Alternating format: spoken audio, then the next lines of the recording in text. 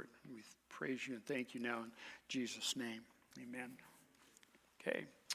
We've been through a lot of the hardest part, and now we get to the good part. And of course, it's a very familiar passage of Scripture. Every Sunday school attendee has been through this, and they hear it. And so it's good for us to be reminded of it. So we're going to go into 1 Samuel, the third chapter. Before we get there, I'd like to open up with some Proverbs. It's always good to soak in some of the wisdom of God. And so in Proverbs Chapter 4, we begin. I'm going to read 10 verses. Hear ye, children, the instruction of a father, and attend to know understanding. I give you good doctrine. Forsake ye not my law. For I was a father's son, tender and only beloved in the sight of my mother. He taught me also and said unto me, let thine heart retain my words. Keep my commandments and live. Get wisdom, get understanding. Forget it not, neither decline from the words of my mouth. Forsake her not, and she shall preserve thee. Love her, and she shall keep thee. Wisdom is the principal thing. Therefore, get wisdom. And with all thy getting, get understanding.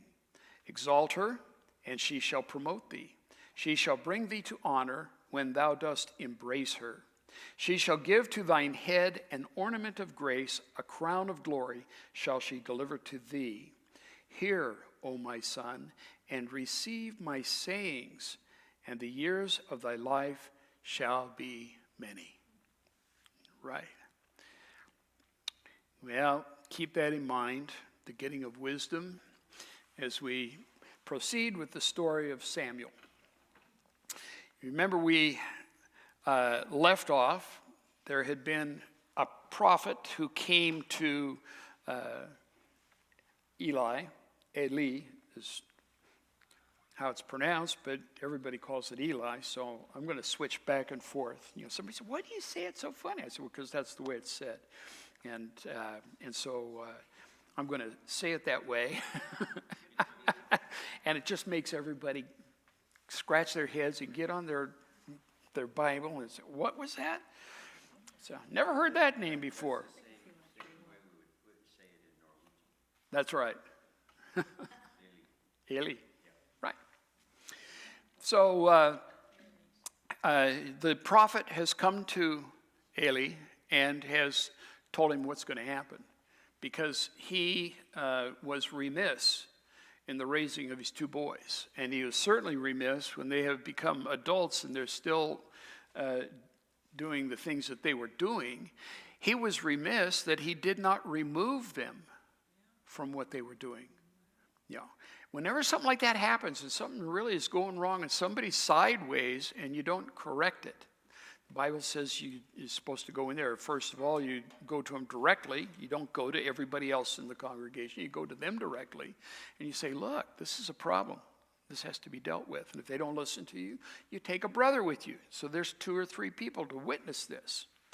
And then if they still don't change their way, then you announce to the whole congregation, and you deal with it. Harder to do in this day and age when we have so many churches on all the streets of the city, and somebody can certainly be kicked out of this and show up at another church. Not my problem. Not my problem. We just need to do the right thing. And God will sort it all out in the end anyhow. You know, it'll work. And so you think, whoa, this kind of church discipline, heavy thing. And most people want to skirt around it and not deal with it, because dealing, as we're going to see later as we get into this chapter, dealing with hard things is hard.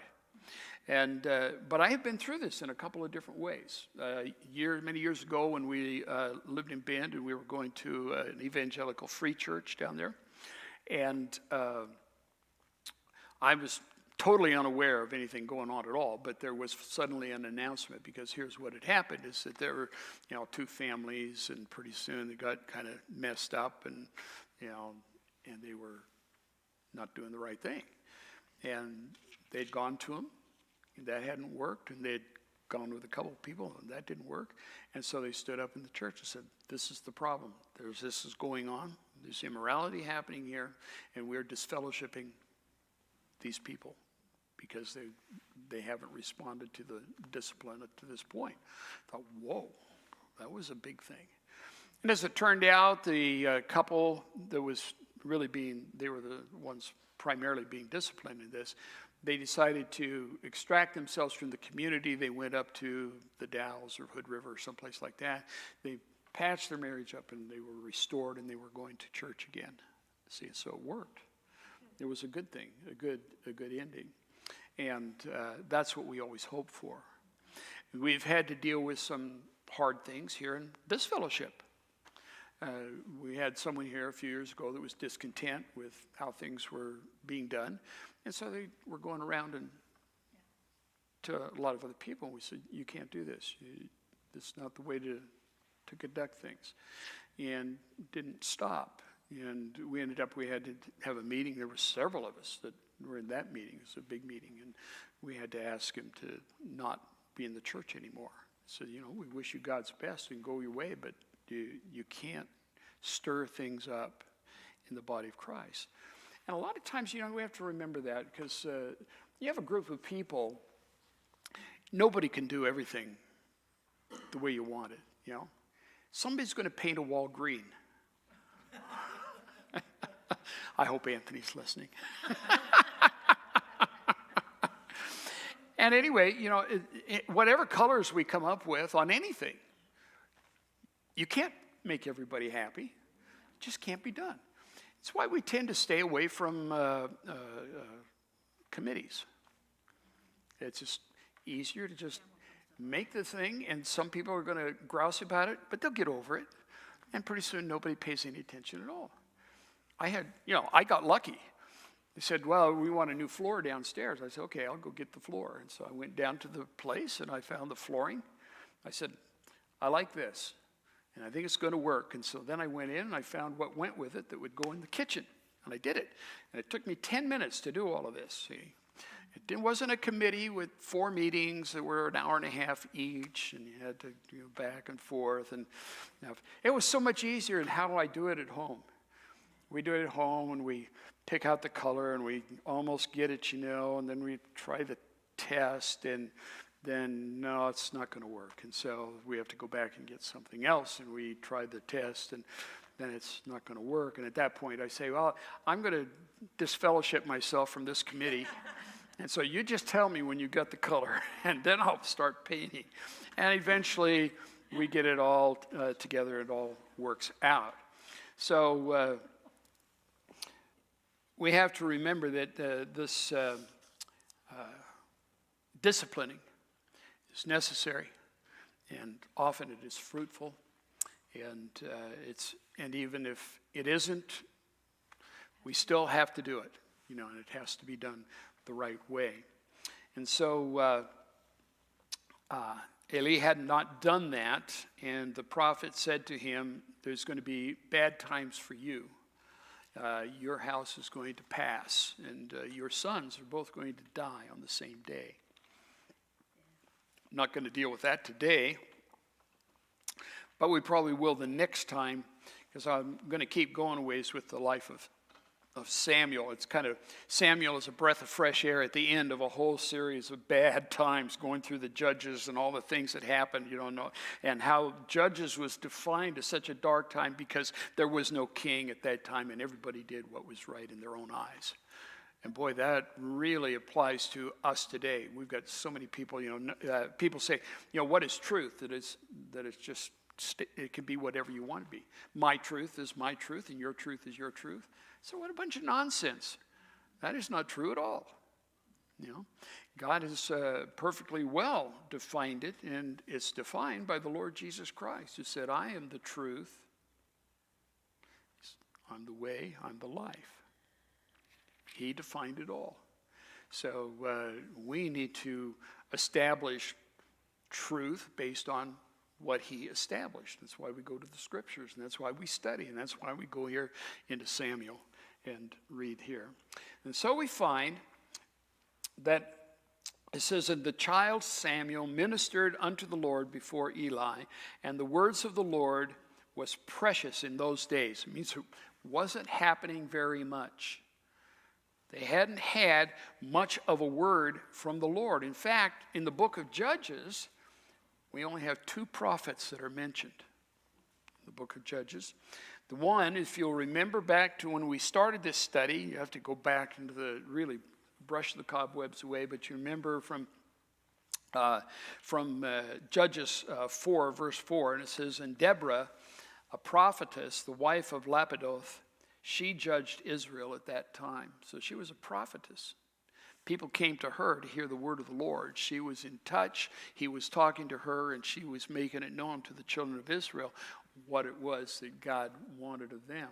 So then next one is again in Judges, and it's the 6th chapter, and 8 through 10. It says, and the Lord sent a prophet, so this one is unnamed, unto the children of Israel, which said unto them, thus saith the Lord God of Israel, I brought you up from Egypt, and brought you forth out of the house of bondage, and I delivered you out of the hand of the Egyptians, and out of the hand of all that oppressed you, and drave them out from before you, and gave you their land.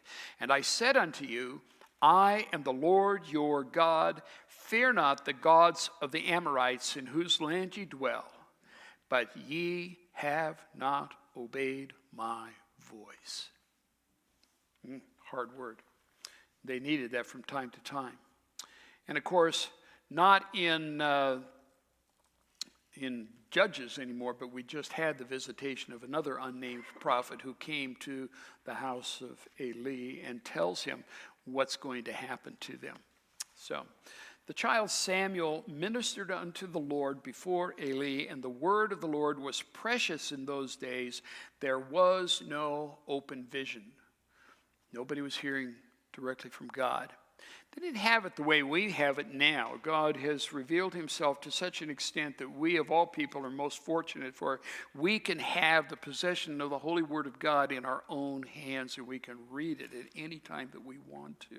This has not been the case, even going back just a few hundred years, a very short period of time, really. But in this period of time, we're a couple thousand years before Jesus came, and the only word they have, I suppose, is the Torah, which was written by Moses.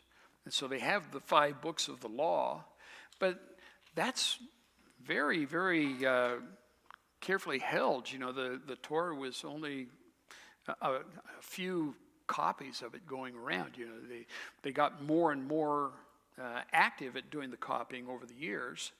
But for a long time, you know, it must have started out, they had just one copy. You know, Moses took the time to write it down. They had it on scrolls. They'd make those, a lot of times, I think the early ones, the scrolls were made from the skins of animals. And they would write on them, and so you had 2 scrolls so you could, you know, keep rolling through and find where you wanted to be. And that persisted right up to the time of Jesus. That was a book, was the scrolls that they had. And so those scrolls, the scribes rose up out in the society, and these were these were the eggheads of the time. These were the nerds. These were the guys who did computer programming, all that, because they just understood. And so they would do it, and they very, very carefully and meticulously copied each of these books. You find, as we have different copies of things, there's very few mistakes between them, or small errors in, you know, syntax or whatever, to the point that we recognize that even today, the scriptures that we have are very much the same as what they had then.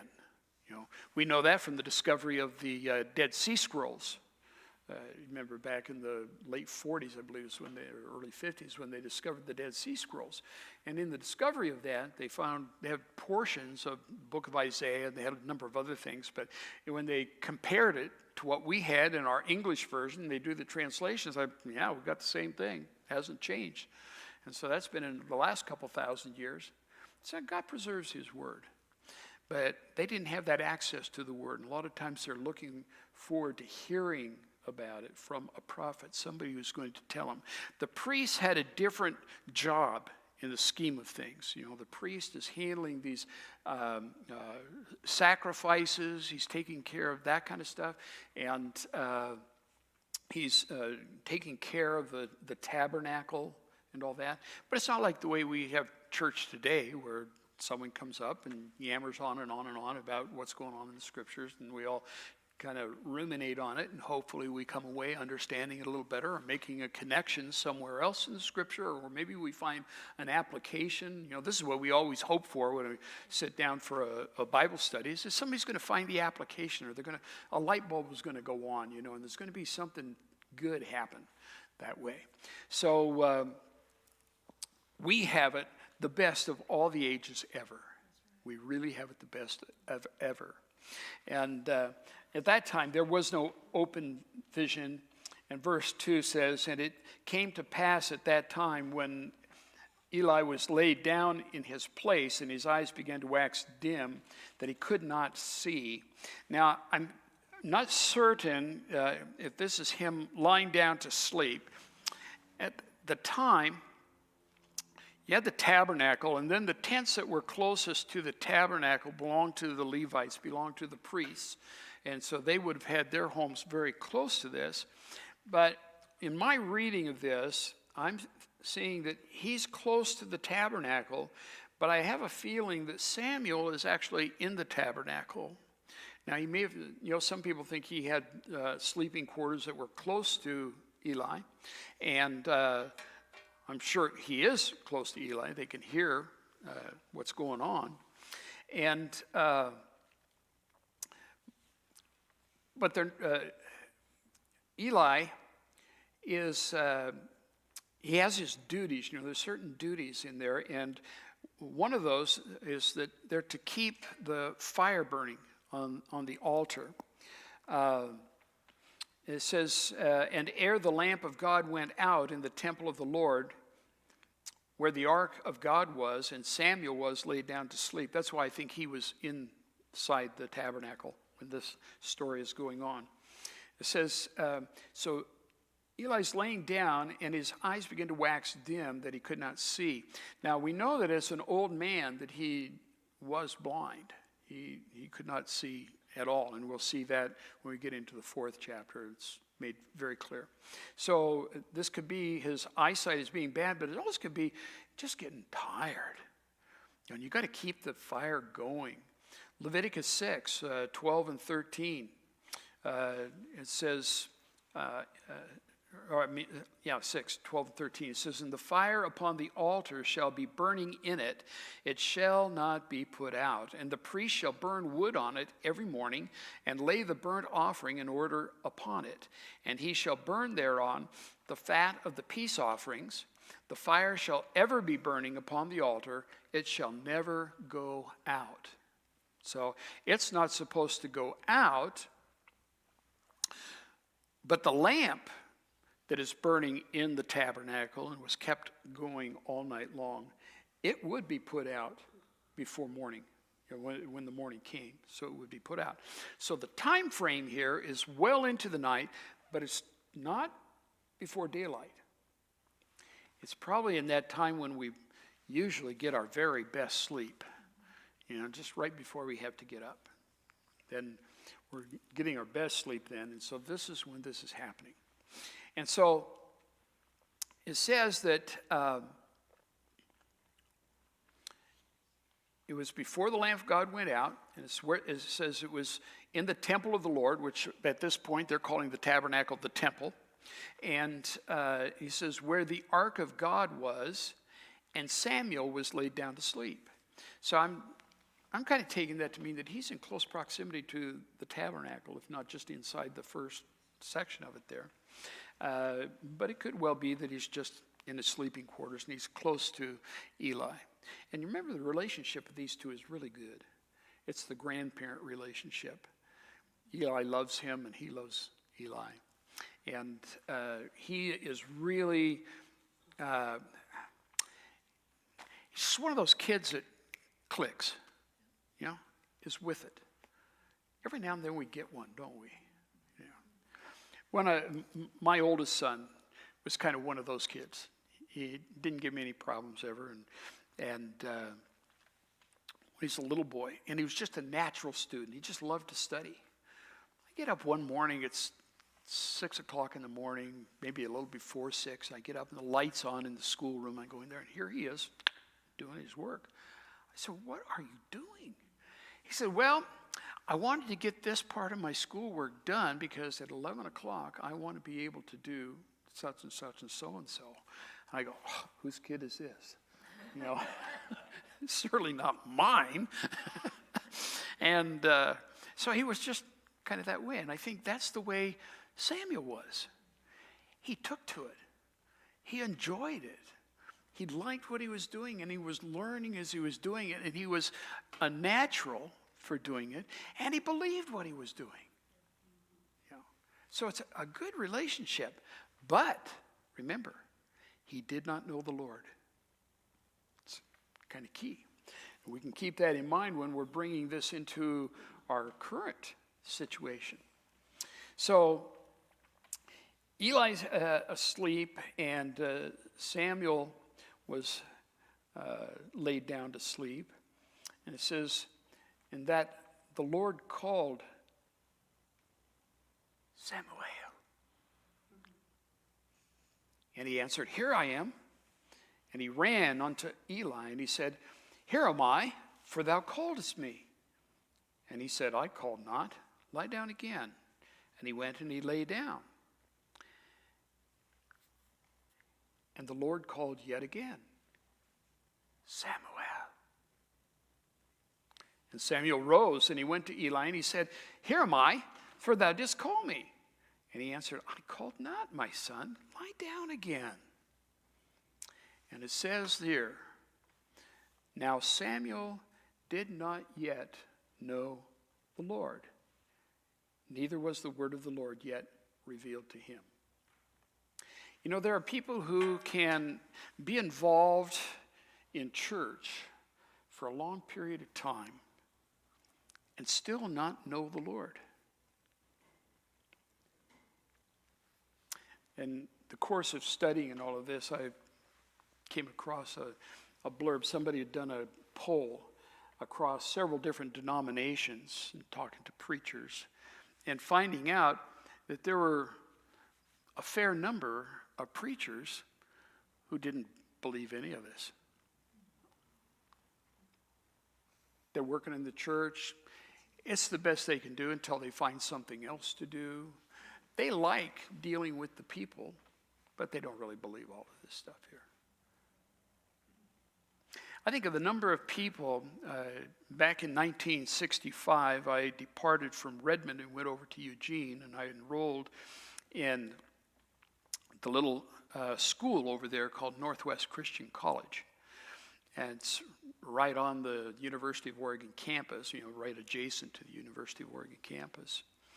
And even then, it was kind of moving to the left, because that's what everything tends to do when you get institutionalized and people start banging their heads together and start thinking that they're really smart, and they tend to kind of move to the left.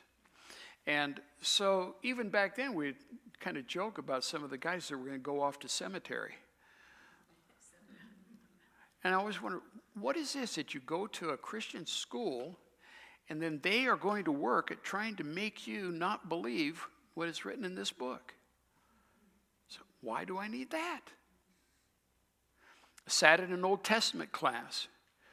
It was taught by Dr. Song Nai Rhee, who's a naturalized American from, I don't know if they're in Korea.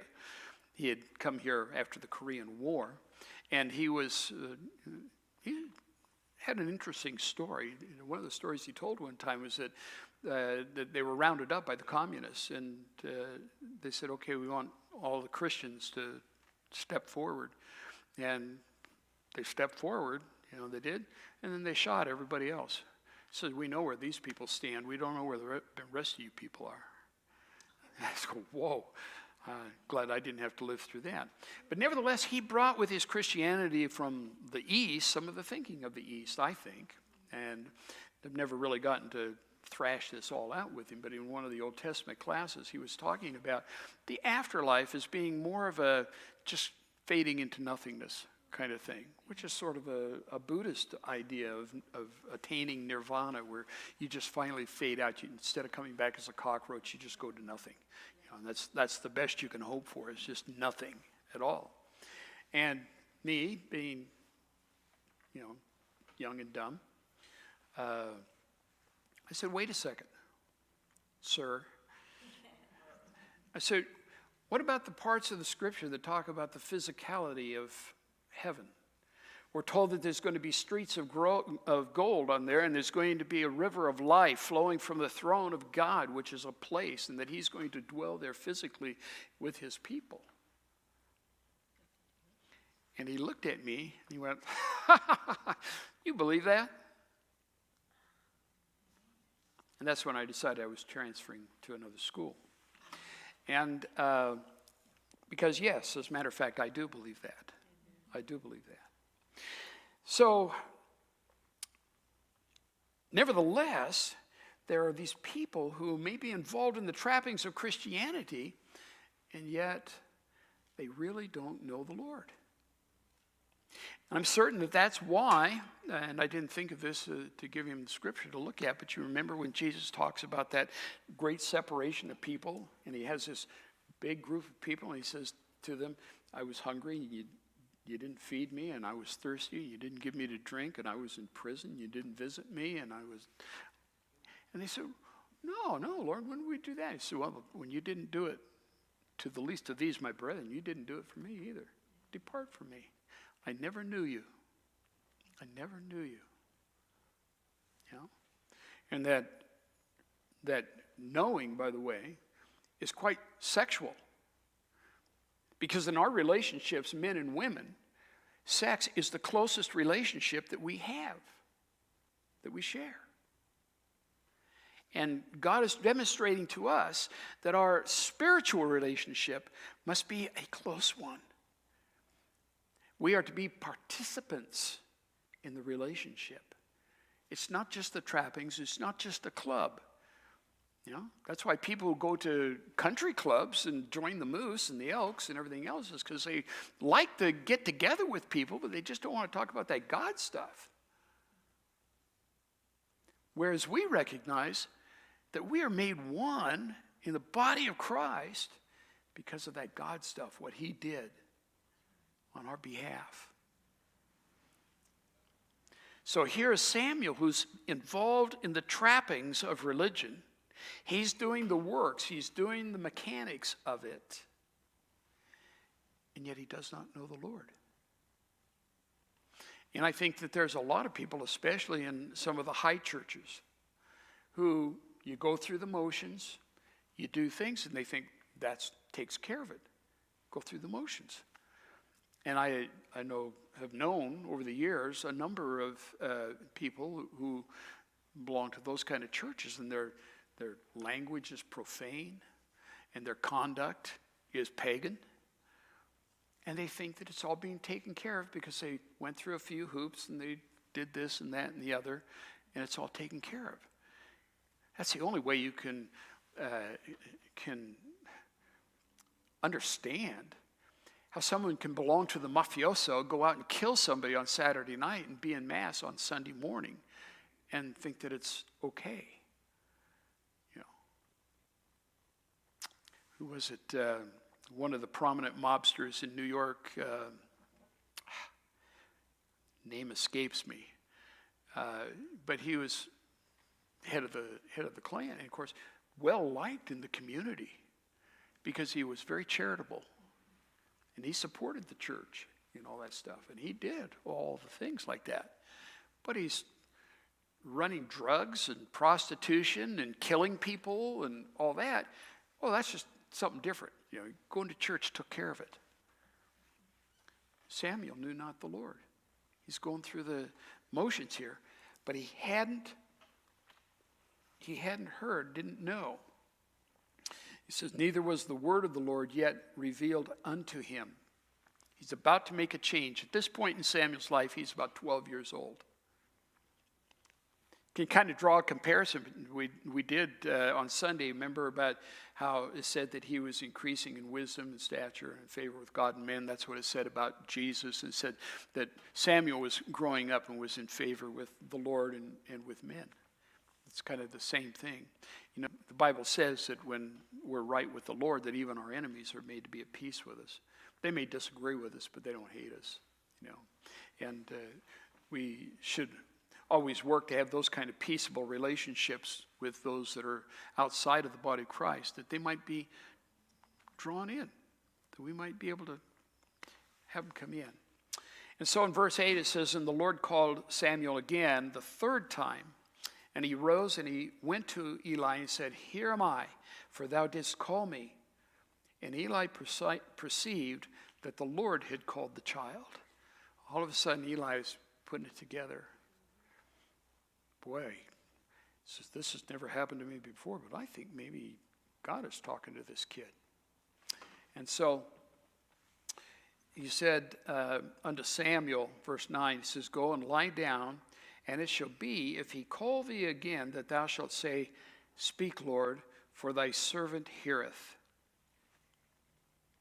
So Samuel went and he lay down in his place. Now, I'm so glad that God is so patient. I know I've told you the story before. I've always been a 3 strikes and you're out kind of guy.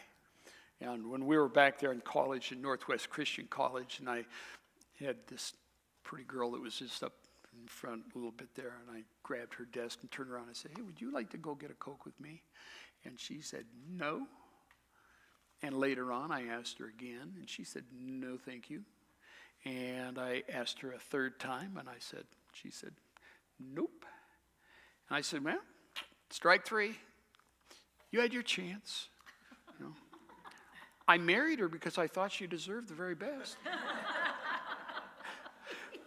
And so, her roommate talked her into finagling me to ask her out for a 4th time, and so I did ask her out a 4th time, and that time she said yes, and the rest is history. 50 years of wonderful history. And so God is very, very patient. He's not of the 3 strikes. My second son was always the funny bone in the family, and so he's always doing something to try to crack us up. And so we had a little saying, the first time it's funny, the second time it's annoying, and the third time it's a spanking. So he learned that timing is everything, and you have to know when to stop, you know. And but God is not that way.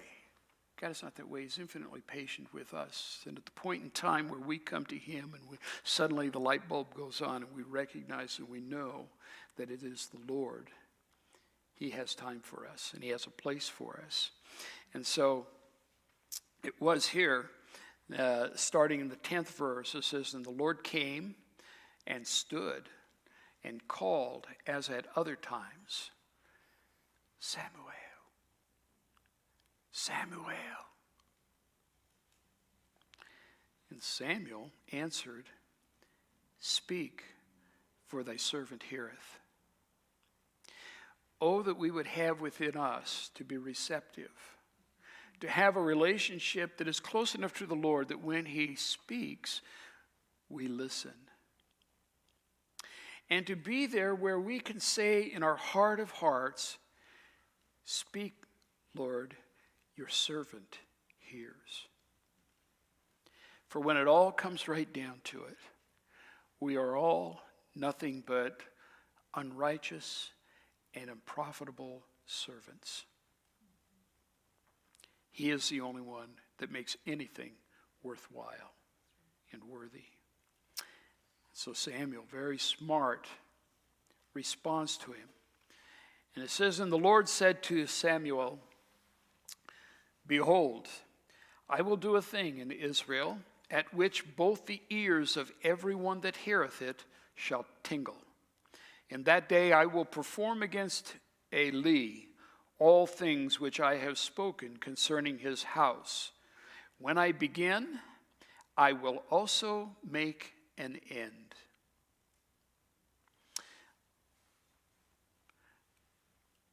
I don't know why it is in the scheme of things, the way everything's laid out in this earth, everything has a beginning and everything has an end.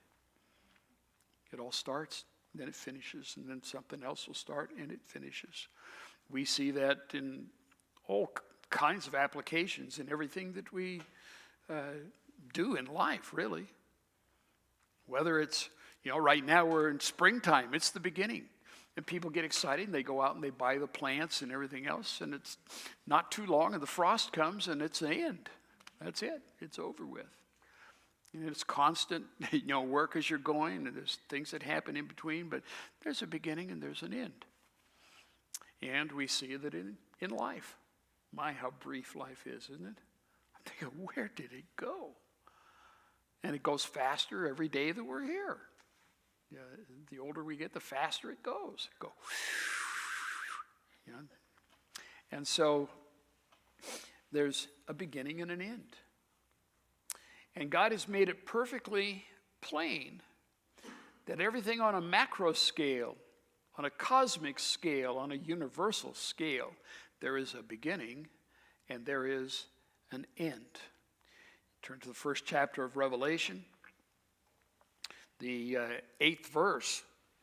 He says, I am, this is God speaking, Jesus here, I am Alpha and Omega. I am A and Z, the beginning and the ending, saith the Lord, which is and which was and which is to come, the Almighty. So there's going to be a reckoning. And now Eli is about to experience the reckoning. It's coming his way. The prophet came and told him ahead of time. And now God himself, the Lord, this is probably an epiphany, it's probably the Lord Jesus Christ. And he says, in that day I will perform against Eli all the things which I have spoken concerning his house. When I begin, I will also make an end. For I have told him that I will judge his house forever for the iniquity which he knoweth. He's very much aware of his sin, because his sons made themselves vile, and he restrained them not. In our familial relationships, a lot of times we have good ones and we have bad ones, and sometimes there's no accounting for why something goes the way it goes. And I've noticed that in families. Families can be raised up, and we all grow up in the same family, and you wonder, what happened to you that you're like that? I have a crazy sister, and I'm not speaking out of turn to tell you this, because I tell her she's my crazy sister, and I love her anyway. And she's had everything that comes along that is the new thing, malady that you can have. She has always had it. And she's always been advising on what to take for this, that, and the other. And I put up with it and everything. And she lives in Washington, and I do believe that she is a hoarder. I know that my father was a hoarder. My father collected all kinds of junk. He could always see a usefulness for something. When he passed away, I hired a truck, a 10-yard truck, and he made 10 loads of scrap metal that we hauled off the farm. And we had garage sale, and we went to the dump and everything. 20 years later, I moved back here. Well, it wouldn't be 20 years later because he died in 79. I moved back in 1993. When he moved back in 1993, I brought in a 30-yard dumpster, and I filled it with his stuff so that I could make room for my stuff. And it was all that. It took me 15 years to turn that place into a park. I can remember when I was a little kid, I was thinking about, if I owned this place, I'd do this, I'd change that. And you know what? I grew up and I got to do all that. It was so fun. I thought, this was amazing. And so we cleaned it all up. But my dad, he was a hoarder. His sister was a hoarder. Only she was wealthy. her husband made really good money down in Southern California, and so she was able to fill 5 or 6 storage units full of good stuff, but she couldn't help but buy good stuff, and her house was full of good stuff, but way too much of it. And I have to laugh because my cousin, who was going to be the executor of her estate, at the last minute, Mom got kind of mad. My aunt got mad at her and made the other daughter the executor. This is a hoarder. And so she's got to try and get rid of all this stuff. She's been dead for, I'd say, 10, 15, 20 years, something like that. They still haven't cleaned out all the units and settled the estate. And it probably won't. It'll go to the next generation. Somebody will finally get it all figured out. So Eli knew what was going on, and he didn't restrain his sons. And we don't know why that is. Because obviously, Eli's a good enough guy. The people like him. Samuel likes him. But his 2 sons couldn't give 2 cents for him. And hoot and hollered at him and don't believe a thing that he has to say, and they're just going out there living their life however they want to do it. And how can that be? And yet it happens in all of our families. If it hasn't happened in our family personally, we know of someone who does, because we all stand personally responsible for God Almighty. God has no grandchildren. He only has children. We, on the other hand, would like to have nothing but grandchildren and not have the children. See? But God only has children. And so they do stand. But we have a responsibility to deal with these kids the way God says that we have to do. And a lot of times it's hard, and it might be impossible. Who knows? It might be. But we have to do it. And that's where Eli fell down, is that he did not do it. And it says, he restrained them not. And therefore I have sworn unto the house of Eli that the iniquity of Eli's house shall not be purged. Sacrifice finally gets to a point where it isn't going to do you any good.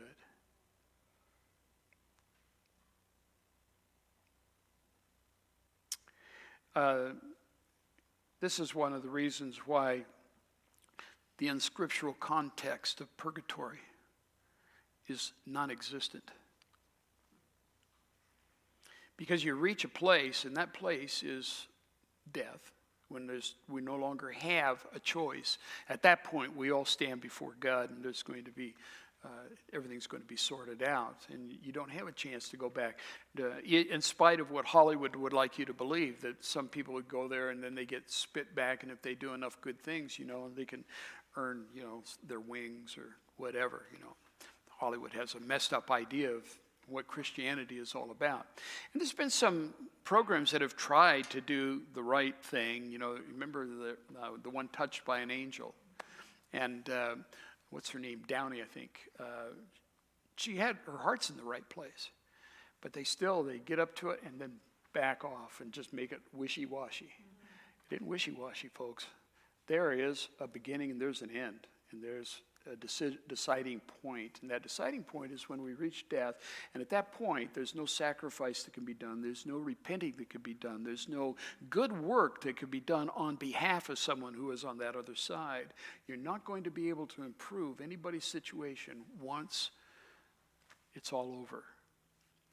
The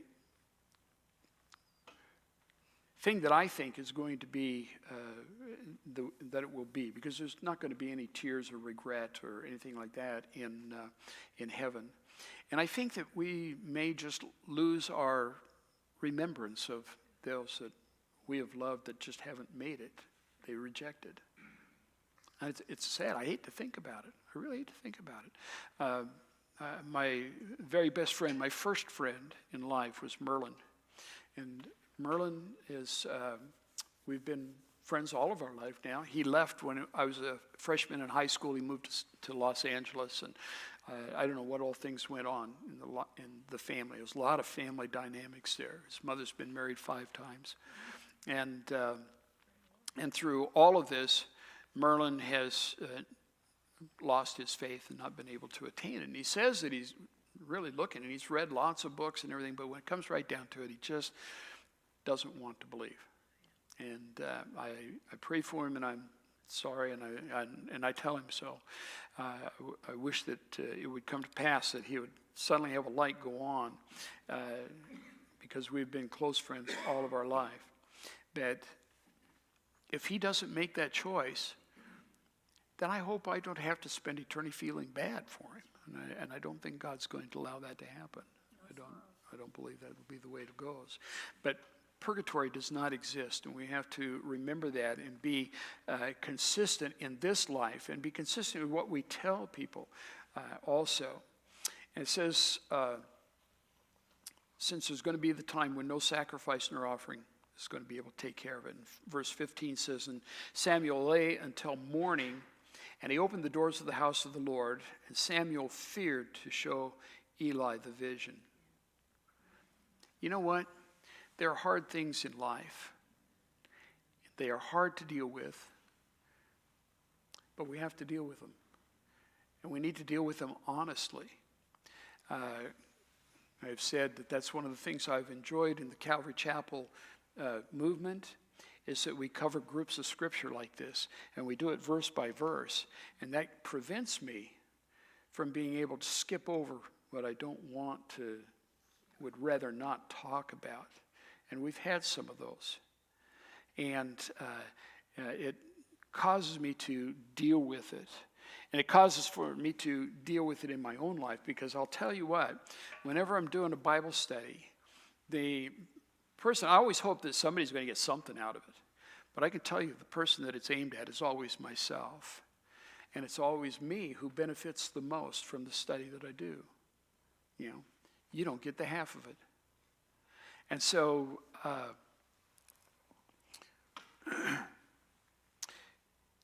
Samuel finds himself in a hard place.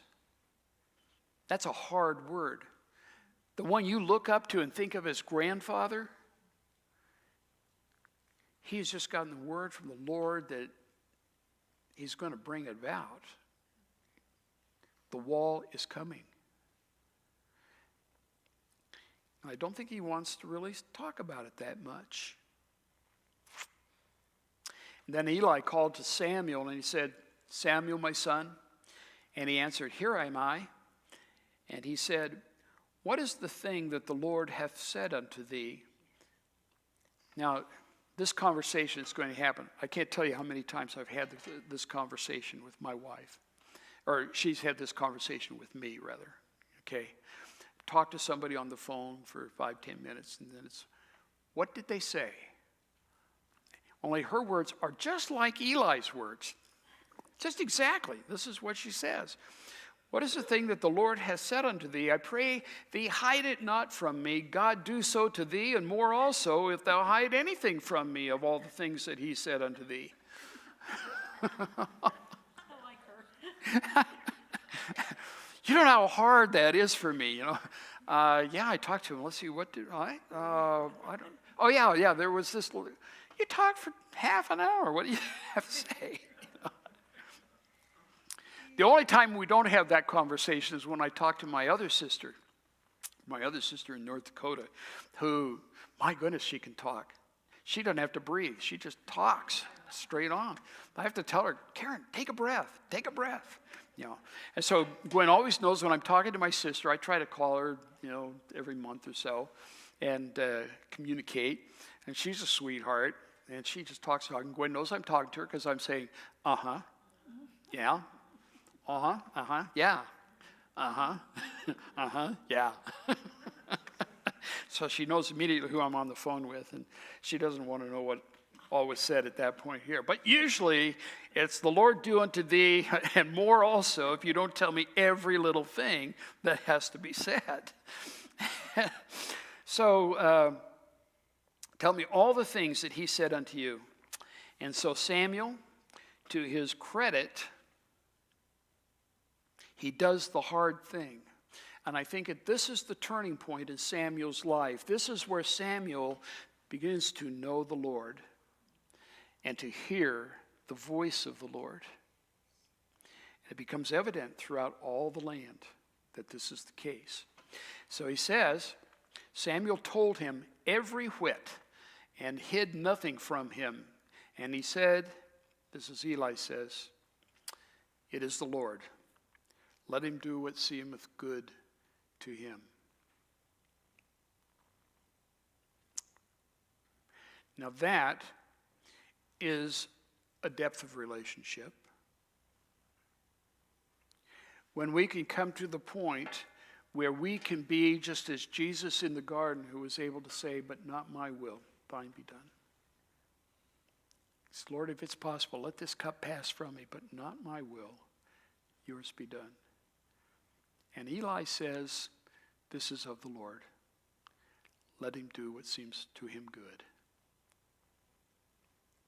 So we know Eli had an understanding here.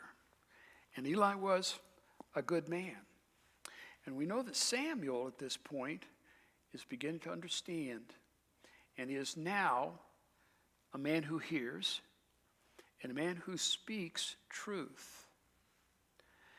And Samuel grew, and the Lord was with him, and did let none of his words fall to the ground. Love to be that kind of teacher. Nothing is left. You know, it all goes to the heart. None of it fell to the ground. And all Israel, from Dan even unto Beersheba, knew that Samuel was established to be a prophet of the Lord. And finally,